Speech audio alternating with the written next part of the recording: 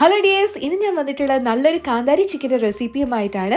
വളരെ ടേസ്റ്റിയാണ്. ചോറിൻ്റെ കൂടെയും നെയ്ച്ചോറിൻ്റെ കൂടെയും ചപ്പാത്തിയുടെ കൂടെയും ഒക്കെ കഴിക്കാൻ പറ്റുന്ന നല്ലൊരു റെസിപ്പിയാണ്.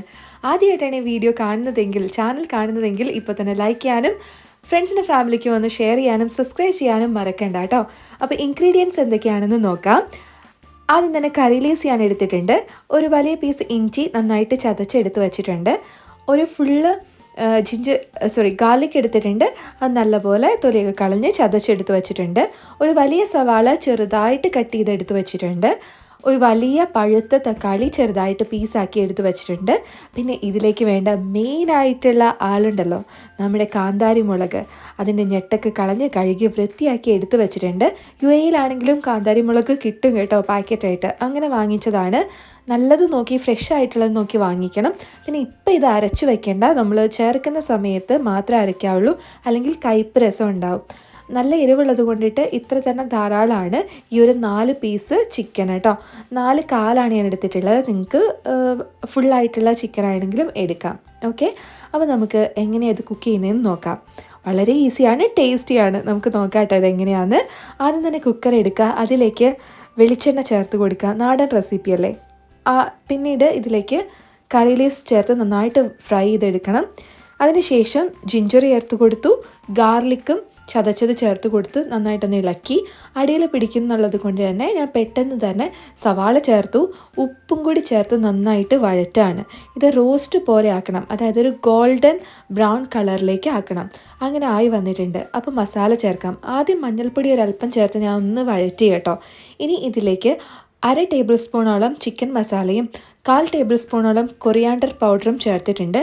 കൂടാതെ നല്ലൊരു ഫ്ലേവറൊക്കെ കിട്ടണമെന്നുണ്ടെങ്കിൽ പെരിഞ്ജീരകം പൊടിച്ചത് 1/2 ടേബിൾ സ്പൂണും കൂടി ചേർത്ത് കൊടുക്കണം.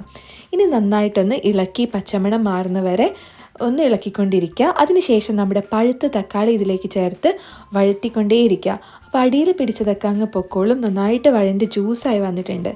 ഇനി നമുക്ക് ചിക്കൻ ചേർത്ത് കൊടുത്ത് ഒന്ന് ഇളക്കി കൊടുക്കാം കേട്ടോ. ഇനിയാണ് നമുക്ക് നമ്മുടെ കാന്താരി ചേർത്ത് കൊടുക്കേണ്ടത്. എരിവിന് ആവശ്യമായിട്ടുള്ളത് മാത്രം ചേർത്ത് കൊടുക്കുക.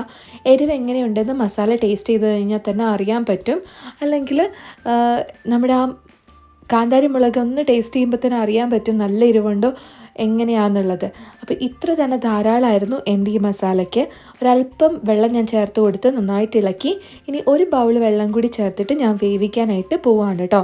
അപ്പോൾ ഞാൻ ടേസ്റ്റ് ചെയ്തപ്പോൾ എനിക്ക് മനസ്സിലായി ഇതിൽ ഉപ്പില്ലാന്ന്. ഉപ്പും കൂടി ചേർത്ത് നന്നായിട്ട് ഇളക്കി കൊടുത്തിട്ട് ഞാൻ കുക്കർ അടച്ച് വെക്കുകയാണ്. ഇത് തിള വന്നതിന് ശേഷമാണ് കേട്ടോ കുക്കർ അടച്ച് വെച്ചത്. എന്നിട്ടൊരു 3 വിസിൽ അല്ലെങ്കിൽ 4 വിസിൽ അടുപ്പിച്ചെടുക്കാം. എന്നിട്ട് നമുക്ക് ഇത് വറ്റിച്ചെടുക്കണം.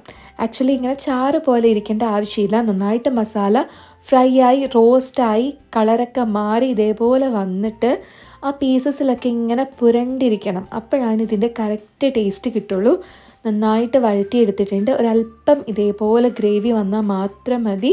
കാണുമ്പോൾ തന്നെ കുത്തിയാവുന്ന നല്ല ടേസ്റ്റുള്ള റോസ്റ്റിൻ്റെ ടേസ്റ്റൊക്കെയുള്ള ഒരു കറിയാണ് കേട്ടോ. ഇത് ഗാർണിഷ് ചെയ്തത് കശുവണ്ടി വറുത്തതും പിന്നെ സവാള വറുത്തതും കുറച്ച് കറി ലീവ്സും വെച്ചിട്ടാണ്. അടിപൊളിയായിട്ടുള്ളൊരു ഡിഷാണ്. ഞാനത് കഴിക്കാൻ പോകുന്നത് നല്ല നെയ്ച്ചോറിൻ്റെ കൂടെയാണ് കേട്ടോ. നല്ല കോമ്പിനേഷനാണ് നെയ്ച്ചോറിൻ്റെ കൂടെ. പിന്നെ ഇതിൻ്റെ കൂടെ ചിക്കൻ ഫ്രൈയും കൂടി ഞാൻ ഉണ്ടാക്കിയിട്ടുണ്ട്. അപ്പോൾ തീർച്ചയായിട്ടും നിങ്ങളും ഇതൊന്ന് ട്രൈ ചെയ്ത് നോക്കിയിട്ട് അഭിപ്രായം കമൻറ്റ് ചെയ്യാനായിട്ട് മറക്കണ്ട. അടുത്തൊരു വീഡിയോയിൽ കാണാം. Bye dears.